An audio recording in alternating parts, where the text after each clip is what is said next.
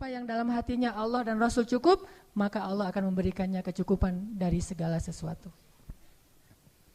Gak ada harta, Allah kasih dia rasa cukup. Sakit, Allah kasih dia rasa cukup. Sendiri Allah kasih dia rasa cukup. Yang membuat kita sengsara itu bukanlah kita kekurangan harta, bukanlah kita sendiri, bukan kita dalam keadaan susah atau banyak penyakit. Yang membuat kita sengsara itu hati kita tidak cukup merasa bahagia. Terlalu kecil ruangnya untuk kebahagiaan sehingga kita selalu merasa hampa. Sedangkan orang yang Allah cukupkan, mungkin dia adalah orang yang Allah uji dengan penyakit sekian belas tahun tidak sembuh seperti Nabi Ayub. Mungkin dia orang yang Allah uji dengan kehilangan orang-orang yang dia cintai seperti Nabi Yakub. Mungkin dia adalah orang yang diuji dengan harus meninggalkan orang yang paling dia cintai seperti Ibrahim. Tetapi Allah cukupkan hatinya dengan kebahagiaan. Hasbunallah. Tidak ada yang lebih berharga bagi kita daripada Allah. Maka siapapun yang memberikan hatinya lebih dulu kepada makhluk sebelum kepada Allah dan Rasul, siap-siaplah untuk sengsara dan kecewa. Berikan hati kita kepada Allah dan Rasul. Setelah itu Allah yang akan memberikan hati itu kepada orang yang paling layak untuk kita. Jadikan Allah dan Rasulullah itu cukup dalam hati kita. Setelah itu Allah akan mencukupkan segala kebutuhan kita. Masih ingat kisah kaum Ansor setelah perang Hunain? Perang Hunain itu terjadi setelah perang apa? By the way, perang Hunain namanya. Terjadi setelah perang Fathu Makkah. Jadi Nabi habis Fathu Makkah, kemudian Nabi ekspansi lagi ke daerah Ji'ronah sampai ke Taif. Sekarang tuh jadi salah satu tempat untuk memulai umroh atau mikot, yaitu Ji'ronah, sekitar 30 menit dari kota Mekah. Setelah selesai perang Hunain, kaum muslimin itu mendapatkan ghanimah yang sangat banyak, hampir sebanyak perang Khaybar. Jadi dua perang yang paling besar ghanimahnya itu, satu perang Khaybar dan di bawahnya perang Hunain. Ribuan ekor onta, ribuan domba, ribuan kuda dengan alat-alat perang yang berharga, kemudian juga berhala-berhala yang terbuat dari emas dan perak, itu ditinggalkan di medan perang dan diambil oleh kaum muslimin. Mungkin ratusan miliar. Ketika mendapatkan semua ghanimah itu kemudian dikumpulkan di sisi Rasulullah, karena yang membagikan ghanimah cuma Rasulullah waktu itu. Tiba-tiba Rasulullah memanggil Abu Sufyan, orang Mekah yang baru masuk Islam. Ya Abu Sufyan, ambillah onta yang kamu suka, 100 ekor onta. Abu Sufyan mengambil 100 ekor onta dan mengatakan, saya merasa nyaman sekali dalam Islam. Bagi dia, kenyamanan dalam Islam itu masih diukur dengan harta.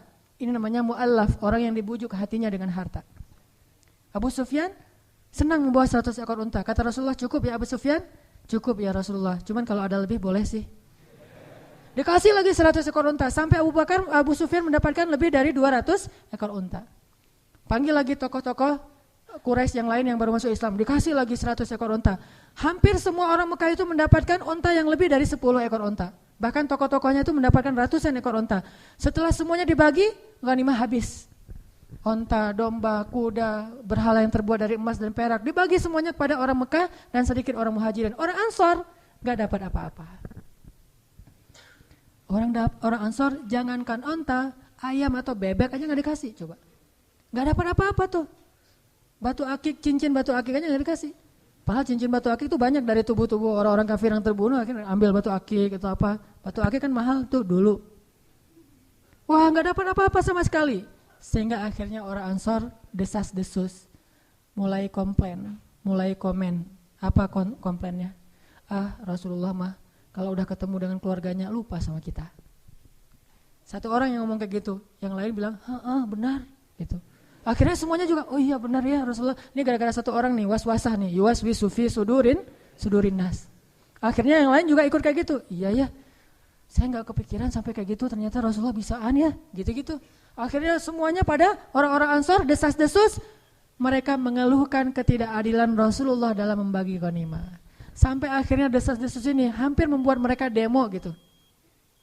Bayangin orang Ansor pengen demo, turun jalan yuk rame-rame. Siapa nih kira-kira yang jadi koordinator lapangan Korlap? Ternyata sebelum mereka udah nyentuhin Korlap, Rasulullah dengar desas-desus kaum Ansor. Langsung dikumpulkan kaum Ansor. Dikumpulkan semuanya, Rasulullah bilang gini, ya ma'asyara Ansor, apa yang kalian katakan di belakangku, kata Rasulullah. Ya gak berani atau ya kalau Rasulullah udah ngomong gitu, diam aja. Ya ma'asyara Ansor, Aku sudah mendengar apa yang kalian katakan nih. Sebentar lagi ya sebelum azan, biar kita tuntasin adegannya. Ya ma'syara Ansor, aku dengar apa yang kalian ucapkan di belakang. Tapi wahai ma'syara Ansor, bukankah dulu kalian itu orang-orang yang kufur kepada Allah, lalu aku datang membawa iman kepada kalian? Bukankah dulu kalian bermusuh-musuhan saling membunuh, lalu aku mempersaudarakan kalian? Bukankah dulu kalian berada di tepi jurang neraka, lalu aku selamatkan kalian? Bukankah dulu kalian adalah orang-orang yang hampir saja celaka, lalu aku memberikan kepada kalian cahaya dari kegelapan? Ya ma'syara Ansor, apa yang kalian katakan di belakangku? Tiba-tiba salah satu dari lelaki Ansor berdiri dan mengatakan, ya Rasulullah, kami tahu jasamu betapa besar bagi kami ya Rasulullah. Tapi ya Rasul, bukankah dulu engkau terusir lalu kami terima engkau di kampung kami? Balas nih. Bukankah engkau dulu sendiri lalu kami menjadi keluargamu? Bukankah engkau datang dalam keadaan tidak punya apa-apa, kami serahkan seluruh harta kami untukmu ya Rasul? Bukankah ketika engkau berperang kami yang membelamu, bahkan banyak dari kami yang syahid demimu ya Rasul? Balas. Setelah selesai itu Rasulullah mengatakan, ya ma'syara Ansor, bagaimana pendapat kalian jika orang-orang Mekah itu pulang ke kampung halaman mereka membawa sampah-sampah dunia, dan kalian pulang ke kampung kalian membawa Allah dan Rasul? Tidakkah kalian rela? Langsung mereka berteriak, kami rela Allah dan Rasul. Biarkan mereka membawa pulang sampah-sampah dunia, kita dapat Allah dan Rasul. Allahu Akbar. Semuanya semangat dikasih Allah dan Rasul. Kalau kita disuruh pilih kayak gitu, ya Rasulullah, Allah dan Rasul plus harta juga ya Rasulullah. Itu mah kita ya. Insyaallah nanti kita lanjutkan setelah salat Isya. Teman-teman yang dirahmati Allah, kita masih berbicara tentang kisah-kisah bagaimana orang-orang salih merasa Allah dan Rasulullah itu cukup bagi dia dan tidak ada lagi yang membuat dia gelisah setelah Allah dan Rasul. Tidak ada lagi yang membuat dia kekurangan setelah Allah dan Rasul. Tidak ada lagi yang membuat dia sedih setelah Allah dan Rasul. Segala yang dia harapkan dalam hidup adalah ridho Allah dan Rasulullah. Segala yang dia cari adalah ridho Allah dan ridho dari Rasulullah SAW. Sehingga dia berusaha siang dan malam mencari ridho Allah dan berusaha siang dan malam untuk mengikuti dan meneladani Rasulullah SAW. Sampai kisahnya itu hal-hal yang menakjubkan, betapa mereka mencintai Allah dan Rasulullah itu dalam adegan-adegan yang menurut kita kadang agak aneh gitu. Seperti Imam Ibnu Taimiyah ketika beliau ditangkap, beliau tenang. Lalu ketika di dalam penjara beliau dikurung sendiri, beliau tenang. Ketika beliau dibiarkan kelaparan, beliau tenang. Ketika beliau dibuat tidak bisa tidur, beliau tenang. Bahkan ketika beliau mau dihukum mati digantung, beliau tenang. Sampai orang-orang penasaran dan bertanya kepada Ibnu Taimiyah, kenapa engkau tenang sekali menghadapi semua ujian ini? Apa kata beliau? Ketika saya dikurung, maka saya menganggap diri saya sedang berduaan dengan Allah. Dan itu membuat saya tenang. Ketika saya tidak bisa tidur, maka saya sedang menganggap saya sedang qiyamul lail dan menghadap Allah yang turun ke langit dunia setiap malam. Dan itu membuat saya tenang. Ketika saya lapar, saya menganggap saya sedang berpuasa karena Allah, dan itu membuat saya tenang. Dan kalau mereka mengancam saya untuk dibunuh, saya anggap saya mendapatkan keistimewaan syahid di jalan Allah, dan itu pun membuat saya tenang.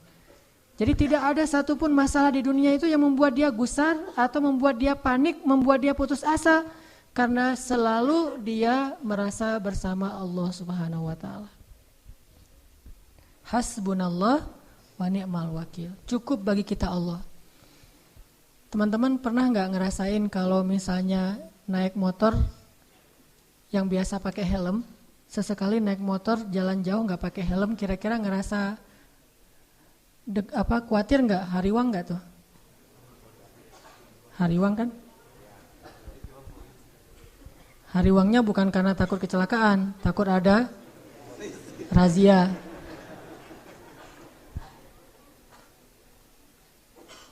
Terus ketika jalan pakai helm, helmnya itu yang udah standar SNI misalnya, udah bagus, rasanya gimana?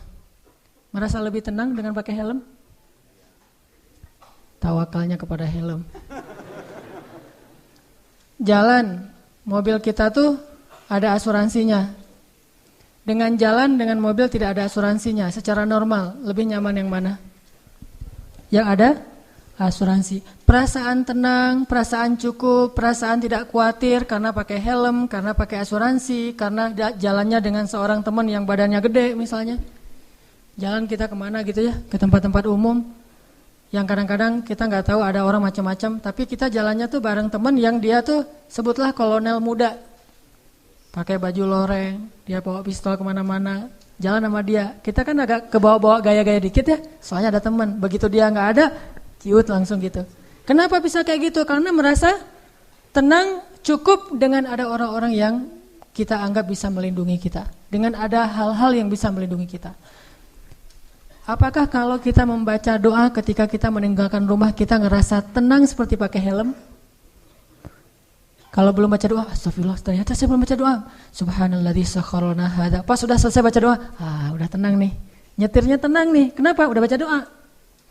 Nyetirnya tenang, kenapa? Karena udah tawakal sama Allah. Ninggalin keluarga tenang, kenapa? Karena udah baca doa. Ya Allah, saya titipkan keluarga saya kepadamu, Engkau sebaik-baik penjaga. Udah pergi tenang. Walaupun kita agak-agak sering dengar berita buruk tentang kondisi di lingkungan kita, tapi begitu kita baca doa jadi tenang. Ala bidzikrillah tatmainnul qulub. Itulah orang yang menjadikan Allah hasbi Allah. Terus kalau ada masalah diingatkan, tenang aja lah, kita serahin aja sama Allah. Oh iya ya, serahin sama Allah, gampang lah kalau kayak gitu mah. Udah ngelibatin Allah jadi tenang. Itu berarti hasbi Allah. Sehingga kalau ada masalah sedikit, udah serahin aja sama Allah. Ya udah, tenang. Udah ntar Allah yang balas. Oh, Allah sebaik-baik pembalas. Balasannya jauh lebih baik daripada balasan manusia. Tenang. Kenapa bisa merasa tenang? Karena di hatinya itu hasbi Allah, cukup Allah, dan yang lain itu nggak akan pernah memberi kecukupan buat kita kecuali Allah Subhanahu wa taala. Saya beberapa kali pernah misalnya harus pergi malam-malam. Bukan perjalanan saya yang saya khawatirkan, tapi keluarga yang saya tinggalkan. Ini gimana nih keadaan keluarga di lingkungan yang mungkin beberapa tetangga pernah kemalingan misalnya. Dan tidak ada laki-laki di rumah, saya pergi. Atau namanya walaupun ada laki-laki juga, namanya perampok mungkin rame-rame. Atau habis kejadian, ada rasa khawatir kan? Tapi saya harus pergi malam-malam karena ada acara qiyamul lail atau acara itikaf. Begitu keluar dari rumah, bismillahirrahmanirrahim, la haula wala quwata illa billah, subhanalladzi sakhkhara lana hadza, sampai kalimat ya Allah aku engkau anta sahibu fis safar wal khalifatu lil ahl fil ahl. Engkau teman dalam perjalanan dan penjaga untuk keluarga yang saya tinggalkan. Itu jadi tenang. Kalau kita merasa dizalimi oleh orang lain, kita berdoa ya Allah beri saya ganti yang lebih baik, tenang. Pokoknya kalau udah melibatkan Allah jadi tenang gitu. Ala bidzikrillah tatmainnul qulub, itu baru namanya hasbi Allah. Dan Allah bilang, ana inda dhanni 'abdi bi, aku tergantung prasangka hambaku kepadaku. Kalau kita berprasangka baik kepada Allah, Allah seperti yang kita persangkakan. Apalagi sih yang membuat kita khawatir setelah Allah? Apalagi sih yang membuat kita merasa kekurangan setelah Allah Subhanahu wa taala? Jadi, jadikanlah Allah segalanya dalam hidup kita, cinta kita yang paling sejati dan yang paling besar di dalam hati kita. Allahu Akbar. Kenapa demikian? Kenapa Allah harusnya yang paling kita cintai dalam hidup kita, kemudian Rasulullah SAW, baru yang lain-lain. Yang lain mah yang kesekian lah. Termasuk keluarga kita, termasuk anak kita, termasuk istri dan suami kita, termasuk orang tua kita, harta kita. Itu mah yang kesekian. Nomor satu Allah dan Rasul. Kenapa? Karena tidak ada yang lebih mencintai kita seperti cinta Allah Subhanahu wa taala kepada hambanya. Dan setelah itu tidak ada yang mencintai kita seperti cintanya Rasulullah SAW kepada umatnya. Tahu gimana cinta Rasulullah kepada kita? Salah satu di antara cinta Rasulullah kepada kita yang gak bisa digantikan oleh siapapun, termasuk oleh orang tua kita. Ayah ibu kita gak bisa mencintai kita seperti cinta Rasulullah. Pasangan kita yang katanya sehidup semati gak bisa mencintai kita seperti cintanya Rasulullah. Gimana cintanya Rasulullah? Nanti di padang mahsyar Allah Subhanahu wa taala berfirman, "Yauma yafirrul mar'u min akhihi wa ummihi wa abihi wa sahibatihi wa banihi likulli imri'in minhum yawma idzin sya'nun yughni. Hari ketika seorang ayah lari dari anaknya, seorang suami lari dari istrinya, istri lari dari suaminya, anak lari dari orang tuanya, pasangan lari dari pasangannya, sahabat lari dari sahabatnya. Likulli imri'in yawma idzin, pada hari itu semua orang sya'nun yughni, sibuk ngurus diri sendiri, kecuali satu orang. Semua orang, Nabi Adam, Nabi Nuh, Nabi semua anbiya dan semua manusia pada hari itu yauma idzin sya'nun yughni likulli imri'in minhum yauma idzin sya'nun yughni. Semuanya sibuk dengan diri sendiri. Udah lupa tuh, kita dikuburin satu liang lahat dengan pasangan sejati kita, tapi pas kita bangkit kita nggak akan lihat ke sebelah kanan kiri kita. Dia juga nggak usah kegeeran, dia juga akan ngelihat kita kok. Saya nggak akan lihat dia, tapi dia pasti ngelihat saya nih. Gak usah GR, di hari akhirat itu gak perlu GR, karena dia juga gak bakalan lihat, gak akan ingat sama kita tuh. Kita lihat, misalnya kita manggil dia panggilan kesayangan kita, Beb, say gitu ya, say, gini panggil-panggil dia pergi aja tuh. Kenapa nih orang pergi? Jangan-jangan dia udah lupa ingatannya, belum balik, soalnya udah kelamaan tidur di dalam kubur gitu misalnya. Enggak, likulli imri'in yauma idzin sya'nun yughni, enggak peduli. Dia ngelihat kita, dia tahu ini suami saya nih, dia tahu ini anak saya nih, dia tahu ini orang tua saya, dia tahu bahwa dia adalah kekasih kita adalah kekasihnya. Dia tahu, tetapi saking takutnya dia terhadap dirinya dan saking dia mementingkan dirinya pada hari itu dia enggak peduli dengan kita. Bahkan nauzubillah, kalau kekasihnya di sebelah diseret oleh malaikat, dia enggak akan nolong. Enggak akan nolong kita dia mah. Dia yang penting selamat, saya udah selamat. Kekasihnya ya terserah. Nanti kalau dia udah beres, baru nanti dia, itu juga gak semua orang bisa seperti itu. Tapi Rasulullah satu-satunya orang yang pada hari itu yang sangat sibuk, mondar-mandir, sibuknya luar biasa, cuma satu orang, Muhammad SAW. Itu sibuk banget. Gimana sibuknya Rasulullah? Ketika lagi di padang mahsyar, Rasulullah langsung mencari mana umatku. Dia cari, siapa kamu? Umat Muhammad. Sini. Siapa kamu? Umat Muhammad. Kumpulin semuanya umatnya. Kemudian Nabi sujud kepada Allah dengan sujud yang sangat lama. Sampai Allah mengatakan, ya Muhammad, bangkitlah dari sujudmu. Sal tu'tah, minta akan saya beri. Bangkit dari sujudmu. Ya Allah, saya tidak akan bangkit dari sujud saya sebelum saya mendapatkan apa yang engkau janjikan. Wahai Muhammad, minta. Ya Allah, berikan saya kesempatan untuk memberi minum kepada umat-umat saya. Mereka kehausan, ya Allah, kasihan mereka di bawah terik matahari. Akhirnya Allah mengatakan, ya Muhammad, ini telaga Al-Kautsar, beri minum kepada umatmu. Panggil, wahai umatku. Sampai Rasulullah ditanya oleh Fatimah, ya ayah, nanti di padang mahsyar, kalau saya pengen ketemu ayah, ketemu di mana? Wahai Fatimah, sesungguhnya aku ada di telaga Kautsar dan memberi minum kepada setiap umatku. Datanglah ke telaga Kautsar. Rasulullah padahal dijamin masuk surga, surganya Firdaus. Ngapain tuh capek-capek ngurus, kita pergi aja ke surga Firdaus menikmati hidup. Tapi beliau gak rela, ditampakkan ke hadapan beliau, ini Firdaus, ini surgamu wahai Muhammad. Nabi Muhammad gak akan tersenyum sedikit pun. Beliau nanya, umatku di mana ya Allah? Ini Firdaus, umatku di mana ya Allah? Mereka di padang mahsyar, langsung balik lagi keluar dari surga coba. Keluar dari surga cari, terus memberikan minum satu persatu. Bahagia banget, ketemu umatnya tuh kayak ketemu kekasih lama, kasih minum. Kasih minum. Setelah minum satu teguk, kita gak akan haus lagi selama-lamanya. Ketika seorang ayah, ibu, kekasih meninggalkan kita, Rasulullah mencari kita. Di mana fulan? Di mana fulan? Honda Space motor. Honda Space motor D4541 harap dipindahkan. D811NN juk putih di depan pintu gerbang, segera dipindahkan.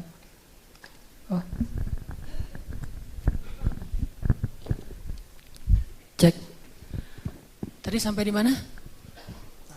Sampai spasi. Coba aja nih. Apa? Oh ya, sampai telaga Kautsar. Rasulullah SAW ya. Jadi ketika semua orang ngelupain kita, dan gak salah mereka ngelupain kita karena kita juga ngelupain mereka. Jadi jangan ke istri ya ngomongnya, Mah, Mama, Papa gak akan cinta-cinta banget sama Mama. Kenapa Pak? nanti mama pasti akan ngelupain papa. Enggak kok pak, nggak akan lupa. Lupa. Kapan pak? Nanti di akhirat. Oh iya, papa juga gitu kan? Iya sih. Di situ emang semua orang saling melupakan, dan saling melupakan itu bukan karena Allah mencabut memori dan ingatan kita, karena memang kita mementingkan diri sendiri kecuali Rasulullah SAW. Di mana umatku ya Allah? Kasih minum satu-satu. Setelah dikasih minum, Rasulullah SAW sujud lagi. Ya Muhammad, kenapa engkau sujud? Sujudnya lama banget sambil menangis di hadapan Allah. Ya Rabbi, ya Rabbi, ya Rabbi. Terus Allah mengatakan, bangun ya Muhammad, aku berikan apa yang kau minta. Ya Allah, selamatkanlah umatku dari sirat. Langsung Nabi meminta kepada Allah kayak gitu, kata Allah, maka tunggulah mereka di ujung sirat. Nabi menunggu kita di ujung sirat sambil mengatakan, Allahumma salim salim, Allahumma salim salim. Ya Allah selamatkan, ya Allah selamatkan. Maka yang amalnya banyak dia lewat.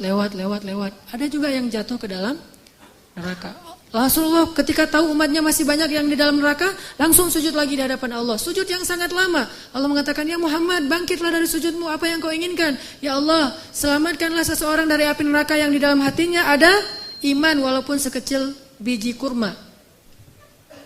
Akhirnya kata Allah, selamatkan mereka yang ada iman sekecil biji kurma di dalam neraka. Nabi langsung pergi ke pintu neraka, mencari umatnya. Wahai malaikat, cari umat saya yang ada iman sekecil biji kurma dan selamatkan mereka. Dikeluarin. Ketika ketemu dengan Rasulullah, mereka dalam keadaan habis disiksa luar biasa. Wajah mereka, tubuh mereka rusak parah. Rasulullah melihat mereka dengan air mata, kasihan, memeluk mereka, dipersilakan masuk ke surga.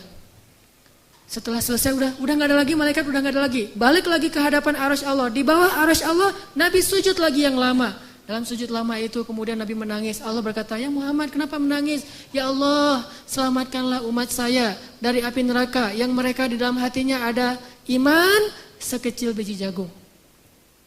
Sekecil jagung. Kata Allah, aku izinkan. Akhirnya Nabi Muhammad lari lagi ke neraka. Wahai malaikat, keluarkan yang ada iman sekecil jagung. Keluar lagi sekian ribu, sekian juta umat Nabi Muhammad. Udah selesai semua, udah gak ada sisa. Balik lagi di bawah arasy Allah. Sujud lagi yang lama, nangis lagi sepanjang waktu yang cukup lama. Sampai Allah bertanya, ya Muhammad, bangkit. Apa yang kau inginkan ya Allah? Keluarkanlah umatku yang di dalam neraka, yang di dalam hatinya ada iman sekecil biji sawi, zarrah. Kata Allah, aku izinkan. Lari lagi ke neraka, selamatin lagi. Balik lagi, sujud lagi, ya Allah. Kata Allah, ya Muhammad, apa lagi ya Muhammad? Bukankah aku sudah menyelamatkan banyak dari umatmu? Ya Allah, demi kasih sayang yang engkau miliki, selamatkanlah umatku yang mereka tidak punya amal kecuali hanya mengatakan la ilaha illallah. Kata Allah, aku izinkan. Nabi Muhammad kemudian lari ke neraka menyelamatkan kita dengan seizin Allah. Makanya Nabi mengatakan, katakan la ilaha illallah, baru aku bisa menyelamatkan kalian. Ketika pamannya mau meninggal, apa kata Nabi? Wahai paman, ucapkan kunci surga la ilaha illallah biar aku bisa nyelamatin paman. Walaupun gak ada amal sama sekali, tapi pamannya dengan takdir Allah tidak mengucapkan. Sibuk Rasulullah sepanjang padang mahsyar yang panas, kemudian di sirat, kemudian di depan pintu neraka, terus sibuk untuk memikirkan ummati. Ya Rabbi, kaifa ummati? Gimana umatku ya Allah? Rasulullah hanya membukakan pintu surga untuk kita, tapi beliau tidak masuk surga. Kita yang disuruh masuk surga, beliau keluar lagi, sibuk lagi dengan yang lain. Kita yang difikirkan oleh Rasulullah SAW. Apakah orang tua kita bisa melakukan itu nanti di akhirat? Tidak. Cinta yang paling besar dari Rasulullah. Enggak lupa sama kita, kenal juga enggak. Bahkan kita berselawat kepada beliau aja males. Beliau tidak menyelamatkan, ya Allah selamatin aja orang yang berselawat kepada saya. Yang enggak mau selawat enggak usah. Enggak.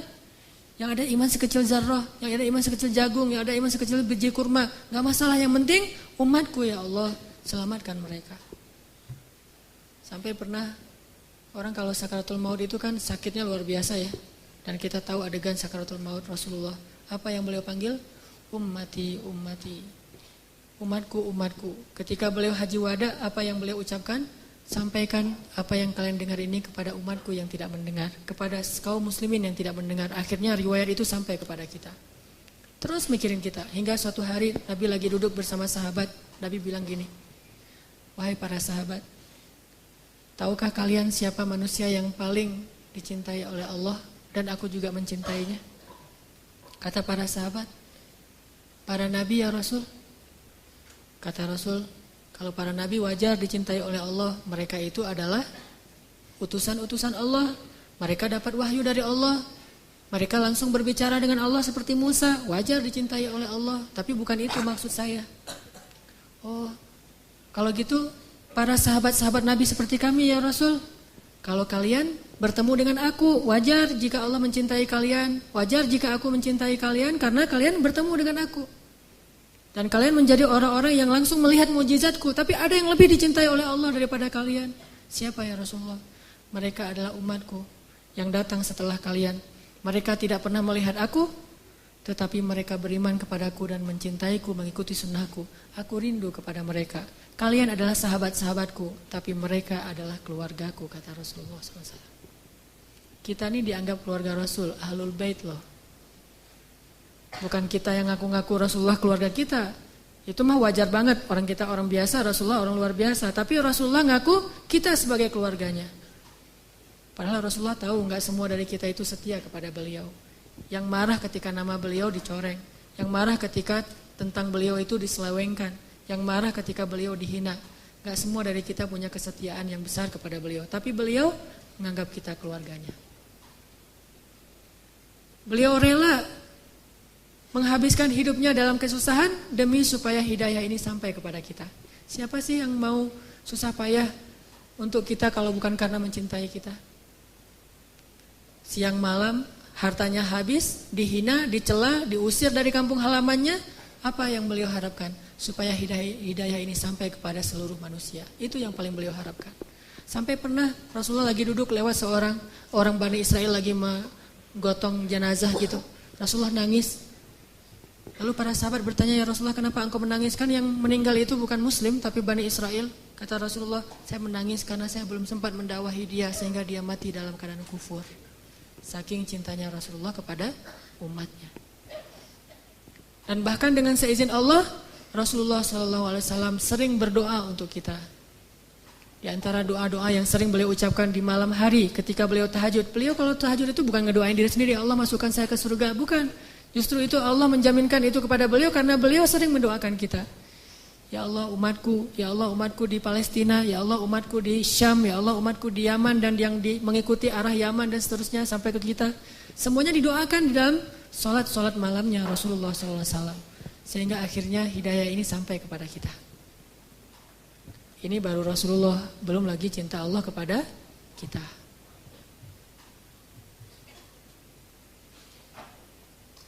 Masih ingat dengan ayat Qul ya ibadiyalladzina asrafu ala anfusihim Qul ya ibadiyalladzina asrafu ala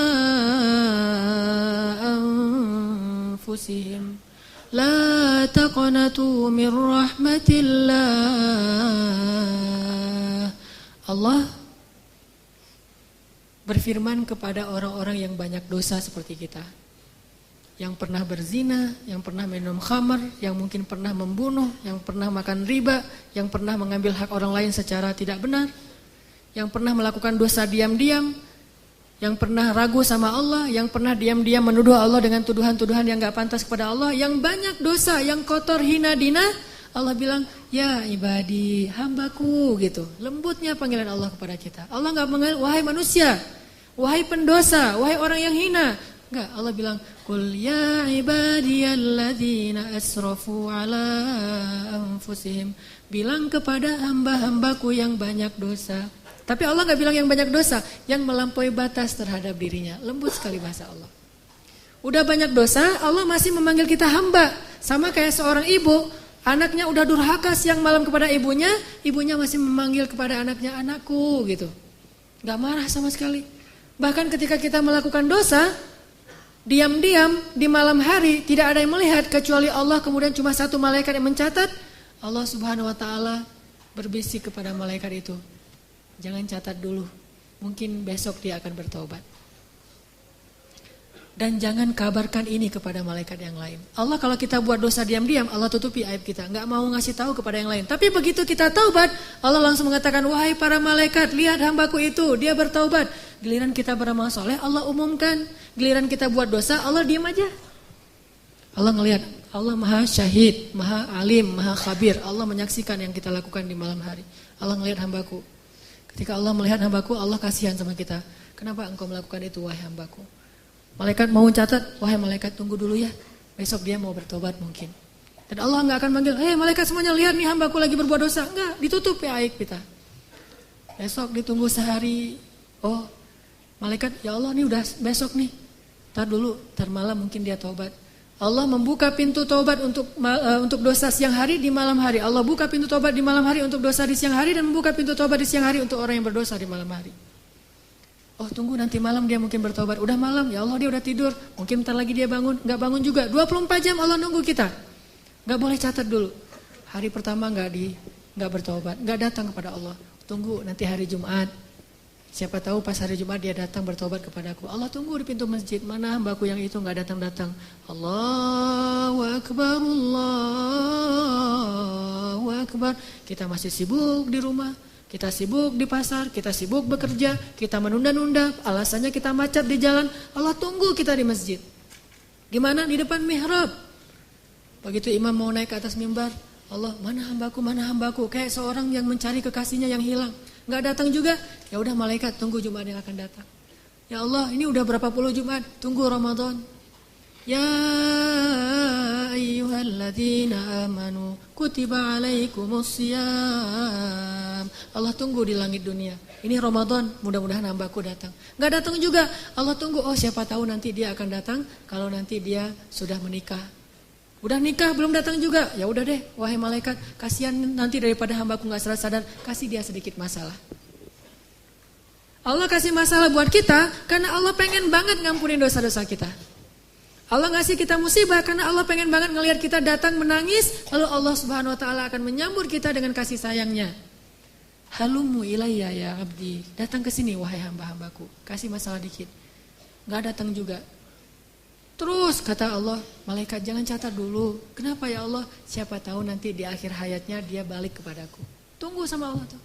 Begitu kita sakit menjelang kematian kita, baru Allah ternyata ngelihat kita kayaknya nih udah ada perubahan, tiba-tiba kita datang kepada Allah menyesal, ya Allah saya banyak dosa, ini bentar lagi malaikat mau cabut nyawa kita, tuh kan hambaku ini bertobat, sini hambaku, langsung diselamatin, langsung seolah-olah didekap, dipeluk oleh Allah, dan malaikat yang mencatat tadi tidak jadi mencatat. Kata Allah, lihat wahai malaikat, hambaku ini bertobat. Jangan catat keburukan dia. Wahai seluruh malaikat, lihat hambaku ini sudah bertobat. Allah umumkan. Lalu Allah mendekap kita dengan kasih sayangnya. Allah mengampuni seluruh dosa-dosa kita. La ubali, kata Allah. Wahai hamba-hambaku, jika kalian datang kepadaku meminta ampun, padahal kalian memiliki dosa sebanyak langit dan bumi, akan aku ampunkan dosa kalian semuanya. Wala ubali, dan aku tidak peduli sebanyak apa dosa itu. Kalian datang kepadaku meminta ampun, walaupun kalian sekian puluh tahun berdosa kepadaku, aku ampuni. La ubali, aku tidak peduli berapa lama kalian berdosa kepadaku. Sejenak saja kalian bertobat, aku ampuni. Kurang apa coba? Dan bukan hanya menunggu. Ketika kita jauh dari Allah, kita nggak ingat sama Allah, kita kadang-kadang berkhianat kepada Allah, kita mengabaikan Allah Subhanahu Wa Taala. Sepanjang Allah menunggu, adalah Allah juga terus membimbing kita. Kalau kita salah jalan, Allah kasih petunjuk. Dapat petunjuk nih, gimana petunjuknya? Gak sengaja tiba-tiba kita dapat nasihat dari orang soleh. Gak sengaja mendengar suatu ceramah yang kita banget. Nih penceramahnya kayak kenal saya nih. Kenapa bisa gitu? Allah yang buat demikian. Allah kasih kita jalan. Jadi ibaratnya ada orang yang sering kita sakitin, kita ledekin, kita hina, kita khianatin, kita sakitin. Tapi ketika kita salah jalan, dia bilang, enggak, kesini jalannya yang itu, yang benar tuh, yang benar, ini mas sesat, bahaya nih, kamu nanti bisa celaka. Masih nolongin kita kalau kita tersesat. Allah Subhanahu Wa Taala masih melindungi kita dari kecelakaan. Kalau bukan karena Allah sabar banget menunggu kita bertaubat, pasti Allah sudah melaknat dan membinasakan kita sejak awal kita berbuat dosa. Tidakkah Allah cukup buat kita? Nikmat yang kita rasakan siang dan malam padahal kita gak sholat. Coba, harusnya kalau gak sholat itu langsung dibinasain ya. Tapi kita gak sholat, Allah kasih nikmat. Jangan berpikir sekolah yang membuat kita sekarang itu bisa mengenal hak dan batil. Karena banyak orang yang sekolah tetapi tidak bisa membedakan hak dan batil. Jangan berpikir orang lain yang menyadarkan kita. Sesungguhnya Allah lah yang menyadarkan kita. Sehingga dengan cara Allah akhirnya kita berubah 100%. Dari dulunya gak bisa ngaji sama sekali, sekarang bisa belajar ngaji dan bahkan udah bisa ngaji. Yang dulunya sama sekali jangankan masuk ke masjid, ngelihat masjid juga kadang-kadang males gitu, sekarang bisa jadi orang yang di shaf pertama masjid, bahkan jadi imam, jadi muazin. Rahmat dari siapa kalau bukan dari Allah Subhanahu wa taala. Nanti di akhirat dengan dosa kita yang banyak, tapi sekali kita mengatakan astagfirullahalazim, itu udah cukup untuk Allah punya alasan mengampuni semua dosa-dosa kita. Kita mencela Allah 1000 kali, lalu kita bilang astagfirullah sekali, 1000 kali itu Allah lupain. Udah gak apa-apa, aku ampunkan dosa hambaku. Saking senangnya Allah kepada kita yang bertobat, itu seperti kalau bahasa Nabi mah seperti seorang keluarga, satu keluarga yang menunggu kedatangan orang yang paling dia cintai yang pergi jauh dan lama tidak pulang. Begitu dia datang, mereka akan menyambutnya dengan sangat bahagia. Kalau kita berbuat keburukan, Allah kasih kita satu dosa supaya gampang diampunin. Tapi kalau kita berbuat kebaikan, Allah kasih kita 10 kali pahala supaya bisa menutupi dosa-dosa kita. Allah maha baik kepada hamba-hambanya. Rasulullah SAW setia banget sama kita. Maka cukuplah Allah dan Rasul yang paling kita cintai dalam hidup kita. Maka setelah itu kita tidak akan sengsara lagi. Teman-teman yang dirahmati Allah Subhanahu wa taala, ada seorang laki-laki yang buta, lumpuh, tua, sendiri sebatang kara, miskin. Tinggal di sebuah gubuk. Lalu datanglah seorang sahabat Nabi, Abu Ubaidah bin Jarrah, melihat keadaannya, tetapi melihat dia tersenyum aja. Abu Ubaidah bertanya, "Ya Syekh, Anda ini buta, miskin, fakir malah, sendiri, tinggal di gubuk, gak ada yang ngerawat. Udah gitu lumpuh lagi, udah tua renta, lemah luar biasa. Tapi kenapa Anda terlihat wajahnya berseri-seri, bahagia, dan selalu mengatakan Alhamdulillah, Alhamdulillah, Alhamdulillah." Abu Ubaidah bertanya, "Kenapa engkau sangat bersyukur? Apa nikmat yang engkau dapatkan?" Kata Syekh ini, "Saya merasa orang paling beruntung di muka bumi." Lah, kayak gini keadaannya tapi ngerasa paling beruntung di muka bumi. Kenapa engkau merasa paling beruntung di muka bumi? Ya, Allah memberikan kepada saya 2 nikmat yang tidak diberikan kecuali kepada orang yang sedikit sekali. Nikmat yang sangat berharga. Nikmat apa itu, hai Syekh? Lisanan dzakira wa qalban syakira.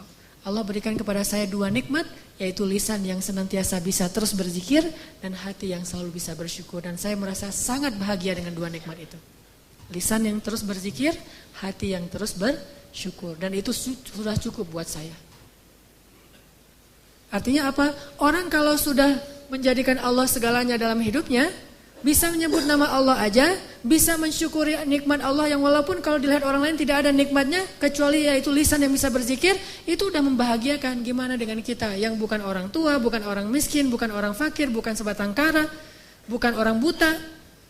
Kenapa kita tidak bisa bahagia seperti dia?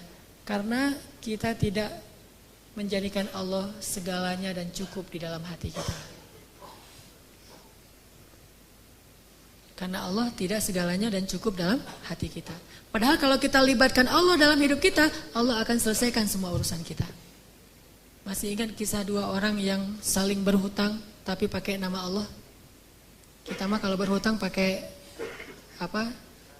Notaris ya, juru tulis, pakai admin, pakai saksinya manusia. Ini enggak, Allah yang dilibatin. Jadi ada 2 orang, dua-duanya soleh, saling berhutang. Si A berhutang ke si B, kata si A, "Akhi, boleh saya berhutang, saya butuh uang." "Oh boleh. Dikasih duit berapa? 100 dinar, dikasih 100 dinar. Setelah dikasih 100 dinar, yang punya uang bilang, "Ini nanti saksinya siapa nih? Kita cuma berdua." Kata orang yang berhutang, "Boleh enggak kalau saksinya Allah?" Kata yang memberi hutang, "Oh kalau Allah boleh. Allah tuh sebaik-baik saksi." "Ya saya setuju, ya udah saya serahin nih duitnya." Allah sebaik-baik saksi. Udah gitu kepikiran lagi, nanti bayarnya kapan? Beri saya waktu 1 tahun. Kalau kamu nanti 1 tahun gak sanggup bayar, gimana jaminannya? Siapa yang menjamin? Kata orang itu, "Boleh gak? Saya emang gak punya jaminan apa-apa. Kalau Allah aja yang jamin, boleh gak?" Kata dia, "Allah? Ya, wah Allah sebaik-baik penjamin. Boleh banget. Bang, kalau Allah yang menjadi penjamin, udah gak khawatir dah." Ya udah, sah gitu, udah ambil duitnya 100 dinar. Pulang dia, ternyata beda pulau. Selang beberapa lama setelah jatuh tempo, dia udah ngumpulin uang 100 dinar, mau dia balikin, dia mau nyebrang nih. Ternyata dengan seizin Allah, takdir Allah terjadi badai, sehingga tidak ada perahu yang berani menyeberang. Yang punya uang, nungguin di balik lautan, dia nunggu di pantainya. Mudah-mudahan hari ini dia datang membayar hutang saya, karena saya kenal dia orang yang jujur, amanah, baik hati, pasti dia akan datang. Ditunggu, nggak datang-datang. Ternyata dia nggak bisa nyebrang. Tapi sebelum orang yang tadi mau nganterin duit itu pulang, karena dia sudah janji mau datang, dia paksain akhirnya uang itu dia taruh di dalam sebuah batang kayu, kemudian kayu itu dia hanyutkan ke dalam lautan sambil berkata, "Ya Allah, dulu ketika kami berhutang," dia bertanya, "Siapa saksi?" Saya bilang, "Engkau lah saksi." Kata dia, "Engkau sebaik-baik saksi." Lalu dia bertanya, "Siapa yang menjamin?" Saya bilang, "Engkau lah penjamin." Kata dia, "Engkau sebaik-baik penjamin." "Ya Allah, saya sudah melibatkan engkau dalam urusan kami." Dan dia juga ridho dengan hal itu. "Hari ini dengan takdirmu saya tidak bisa menyeberang.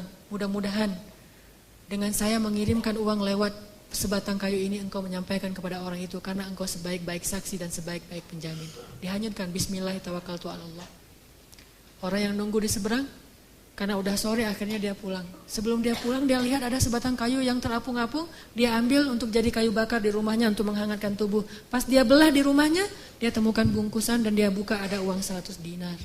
Ada surat di situ, "Akhi, maaf saya nggak bisa menyeberang, soalnya terjadi badai yang luar biasa di sebelah sana. Tetapi saya coba titipkan ini kepada sebaik-baik saksi dan sebaik-baik penjamin Allah, mudah-mudahan sampai kepadamu." Ketika dia baca itu, dia langsung bertakbir, "Allahu Akbar, hasbunallah wa ni'mal wakil." Mungkin kita nggak bisa kayak gitu dalam hutang piutang. Mau hutang piutang kayak gitu?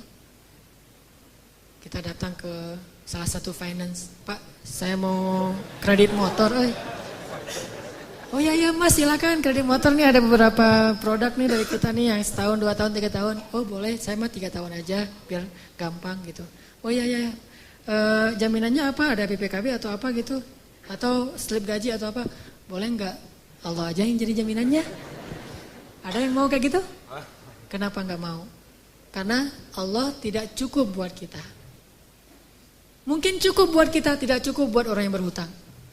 Kita mah udah baik-baik. Oh, Allah sebaik-baik saksi, Allah sebaik-baik penjamin. Wah, orang kayak gini bakalan rugi. Kenapa? Semua transaksi dia tuh gagal karena dia berhadapan dengan orang yang tidak beriman. Tetapi kalau sama-sama beriman, masalahnya satu beriman, satu tidak. Memang gak akan rugi, tetap Allah ganti. Cuman masalahnya kan agak-agak melas gitu ya. Gimana uang saya gak balik-balik, ada aja alasan. Saya ketuk pintu rumahnya gak dibukain, saya telepon gak diangkat, saya SMS gak di-read. Ini kalau kita berinteraksi dengan orang yang tidak menjadikan Allah sebagai hasbiyallah. Setidaknya kalau kita bertransaksi, ucapkan bismillahirrahmanirrahim. Kita mau tidur, bismillahirrahmanirrahim. Libatin Allah dalam semua aktivitas kita deh. Dan itu cukup sekali buat kita. Gak akan rugi.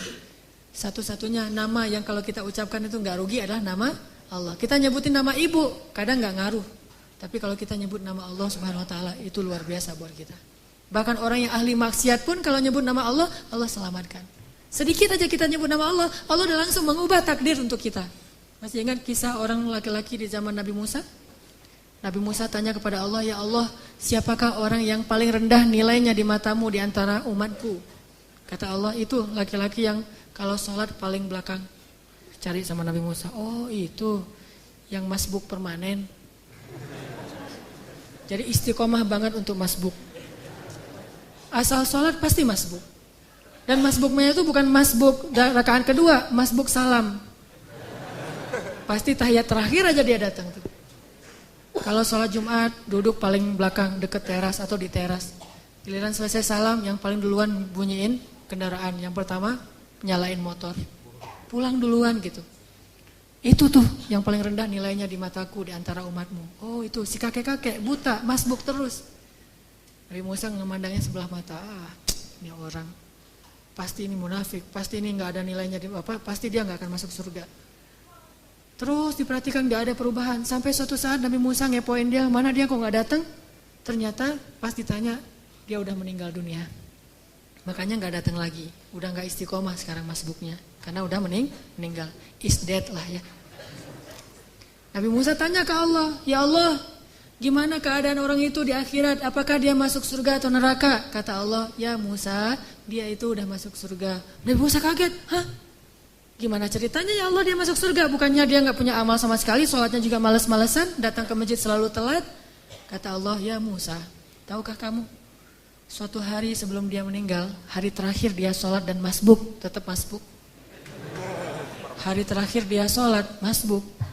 Pas dia pulang, dia dibantu oleh seorang pembantu yang bawa dia pulang.